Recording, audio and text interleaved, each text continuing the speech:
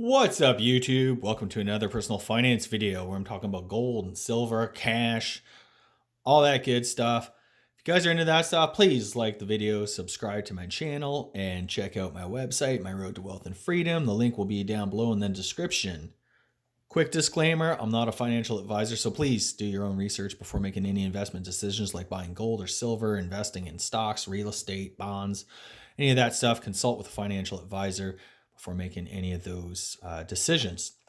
Okay, guys. Wow. So since my last video, quite a lot has happened. We got horrible job numbers in the U.S. Gold has climbed. The last I checked, it was around 1832. Silver right around the $24 mark, just slightly below 23.90 something. So gold definitely moved on that news, and yeah, it looks like this could be a double dip recession. And this is exactly why I've been playing it safe. So far, it looks like we could be in for, a little bit of disinflation, possibly. We're just at a really weird point, economically speaking. Here in Canada, we're in full election mode with Mr. Trudeau and Mr. Singh looking to spend trillions of dollars and tax everybody and have a war against homeowners when it's their own policies. And it was so funny, Trudeau, in one of his many gaffes this campaign, he was asked about monetary policy as being part of the reason why houses are so prohibitively expensive here in Canada. And his response was, yeah, I don't really know anything about monetary policy. I don't really follow that. I'm just, concerned for families and stuff like that. It's like, are you kidding me? You're running the government and you don't really understand why things are the way they are in the economy, why housing costs so much. You don't really understand how interest rates force otherwise conservative investors, savers, the middle class, old people. You don't understand how record low interest rates would force those people into taking on huge risk gambling in a stock market that's never been this high, buying homes that have never been this high. Yeah. That just goes to show what we here in Canada have been dealing with the past 6 years. And hopefully Canadians will wake up to the fact that since Trudeau took office in 2015, he's basically done nothing.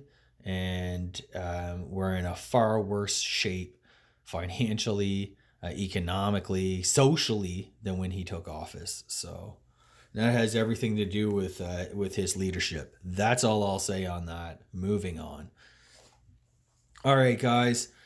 So in my last video, I was kind of toying with the idea of maybe making some smaller purchases of gold. It turns out I need to get some more airtights and that. So I'm thinking about, just to get the free shipping, picking up, a 10th ounce gold maple from Silver Gold Bull. As you guys might notice, I got their link down there in my description as well. It's usually where I buy my gold and silver. They price match and they do all sorts of cool stuff, fast shipping, secure shipping. But yeah, that's sort of what I'm thinking about doing. I'd like to slowly pick up a little bit more gold. Although I do think if things get really bad, we're going to see a huge sell-off in everything. And gold and silver are always going to get hit in that, as well things like stocks. The commodity trades kind of blowing up here. I got out of the majority of my oil stocks in June, just below the high. And I don't regret that decision whatsoever. It allowed me to pay off a line of credit and to pick up a couple more ounces of physical gold, which is what I wanted to do.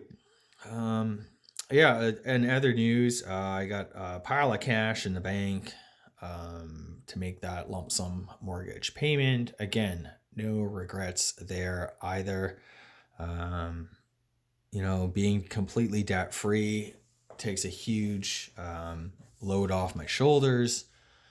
reduces risk exponentially, and it just gives us so many options. And that's basically what I've been pushing at on this channel. I started this channel in May 2020, and at that point, I guess I kind of embarked on the next sort of, I don't know, the next level of my thinking on personal finance and investing. And that prior to that, I was one of these guys who, just focused exclusively on passive income, saving, investing, building that passive income, and you know, just living the good life. And to some extent, that's a worthy goal for most investors. Buy solid dividend paying stocks or really great cash flow investment real estate, and just kind of rinse and repeat. Um, what a lot of people don't talk about in that approach, and I guess my concern with that approach all along is that a lot of that, if you're borrowing money, you're using leverage, it's fraught with huge risk. As we saw, if you borrowed money and invested in a rental property, you know, um, all around the world, there was a rent moratorium where landlords could not force their tenants to pay their rent. They could not evict them for non payment of rent.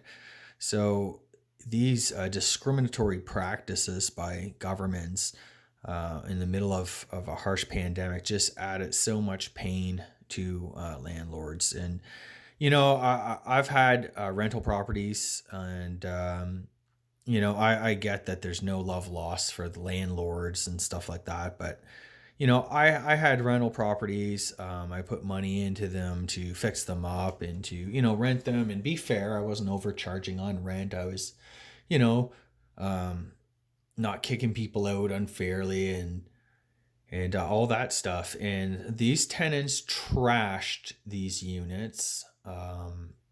And there's basically, I had to pay thousands of dollars before I could rent them out again.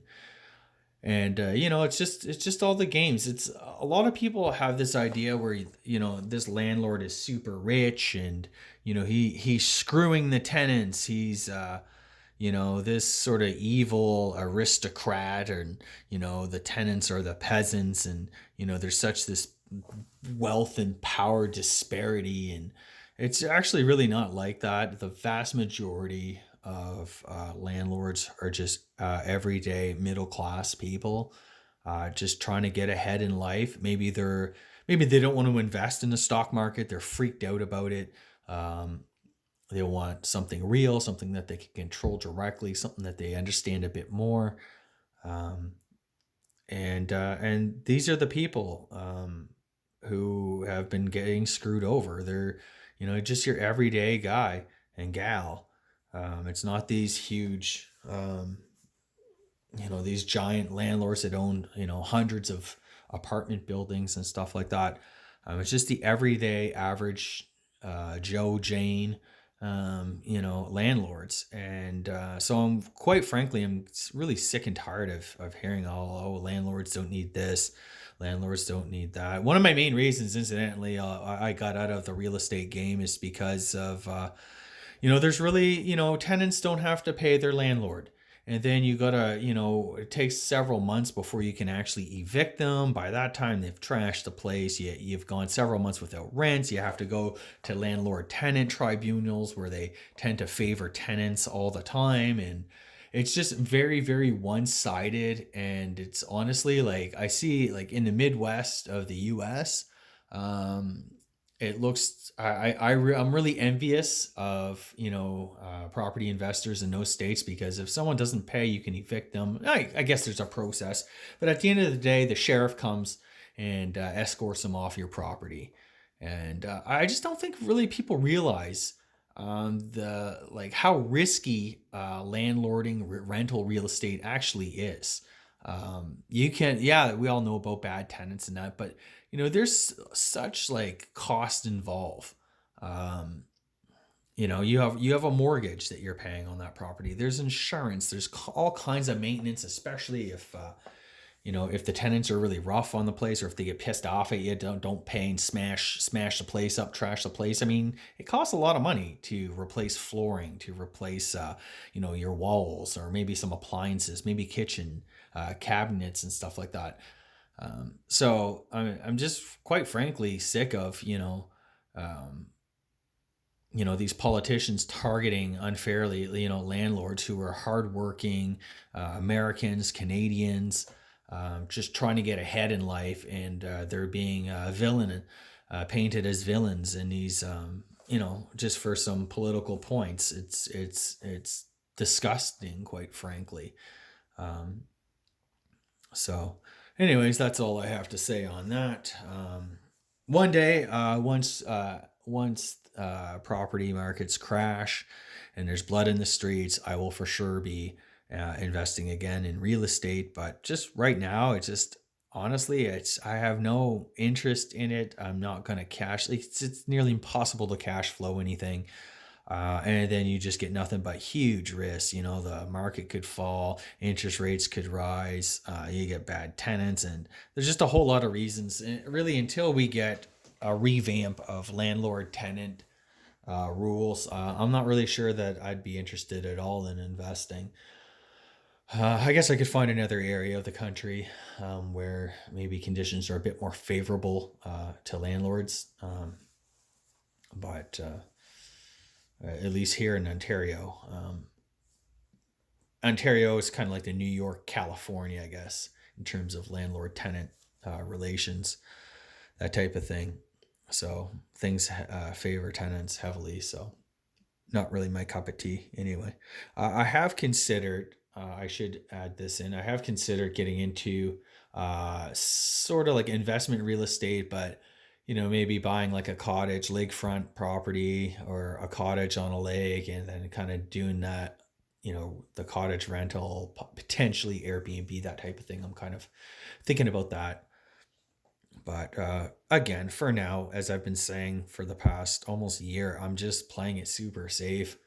Um, we saw how quickly things can unwind last March, and we could potentially be setting up to see something like that again.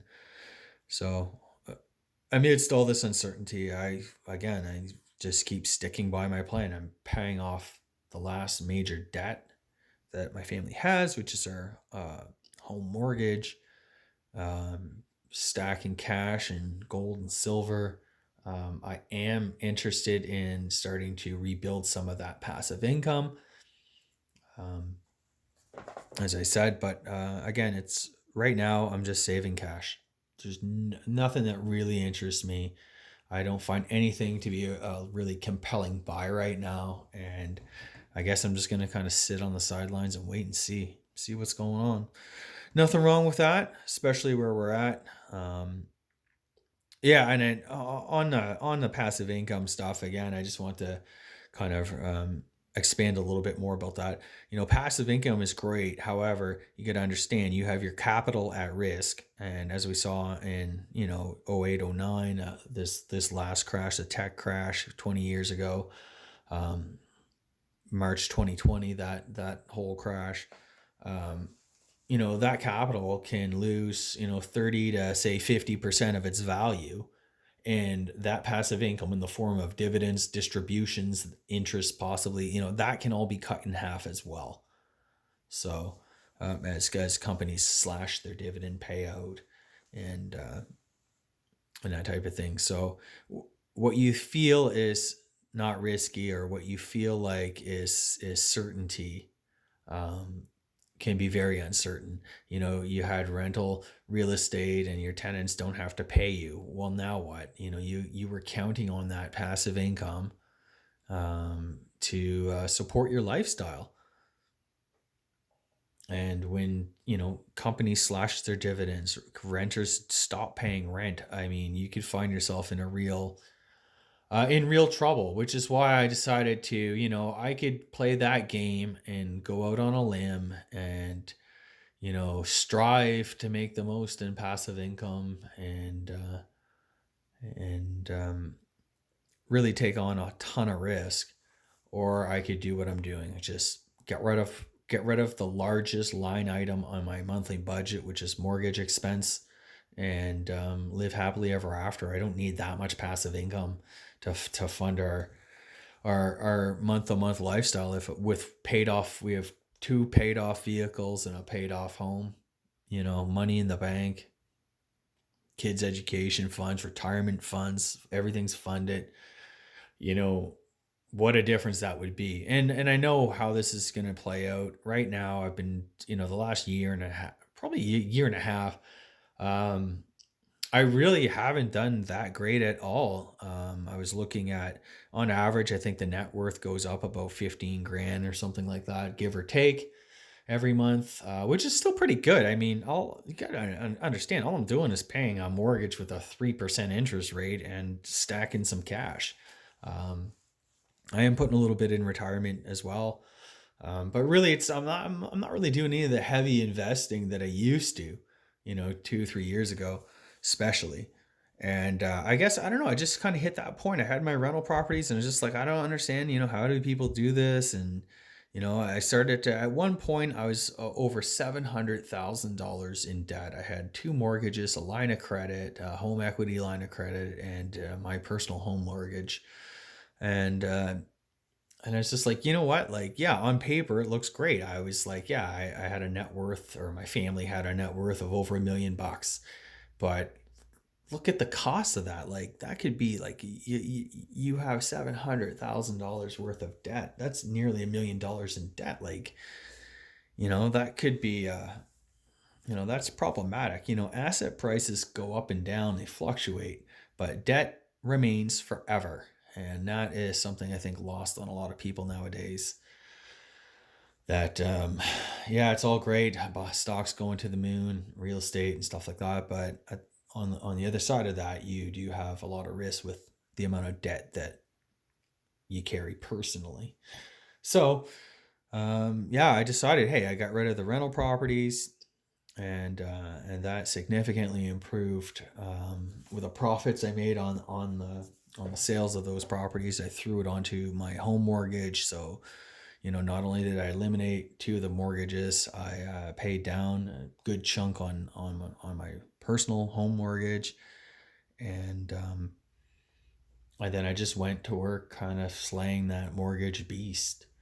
And it hasn't been easy. And then this past year, I decided I'd sell some stocks to accelerate the process. And yeah, I could have, had I stayed in, I could have, been up another 20%, 30%, maybe not quite 30, but 20% for sure. I could see it. But again, it's like, then what, right? Timing, we don't have a crystal ball. Who knows where stocks are going to be a year from now? They could be down 50%, or they could maybe be where they are now, or potentially even up a little bit.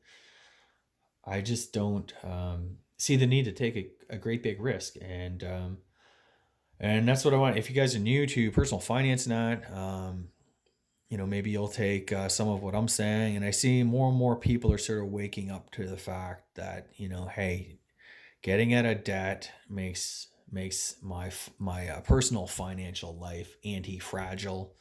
I can have some precious metals to protect from currency devaluation and inflation. It's also good to have a little bit of cash on hand for deflation. Um, Even just, I was reading a story about solar flares, how we could get this solar tsunami that could take down the internet in North America. And just imagine what that would happen. And it could take months, with all the fried lines and circuits and that to come back. I mean, nobody has any physical cash. There's been this war on cash the last decade. Nobody has physical cash. Few people have physical precious metals, and that. Um, I think it's just prudent for everybody to have a little bit of cash on hand, and have some precious metals where they can access them quickly in an emergency. And that's kind of outside of the banking system. So, anyways, guys, thanks so much for sticking with me. Hope you enjoyed this little chat and discussion. If you like this video, please subscribe to the channel. Check out my website, My Road to Wealth and Freedom. Thanks, guys. Take care.